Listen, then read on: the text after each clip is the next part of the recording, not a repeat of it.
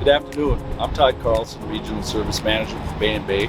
I want to talk to you about a few tips and pointers with cold weather coming up. Some things you should carry in your truck and things you should prepare for. A lot of people come up here and are wearing shorts, tennis shoes, or flip-flops. You're really not prepared for what happens up here in Minnesota, especially if your truck breaks down. You should have a jacket in your truck.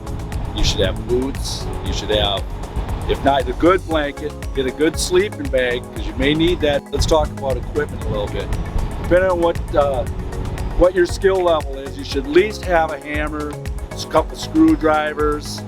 Definitely have an ice scraper in your truck. You're going to need an ice scraper. We don't want you going down the road, peeking through a little peekaboo window when you're driving. So be aware of that. Be safe. You're not going to be safe if you're not prepared for it, if you're not safe yourself. Another thing you want to get, if you're going out west, we carry tire socks. We're equivalent to the chains. Come to the shop, get your tire socks. So you got the tire socks out there on the west where they're required.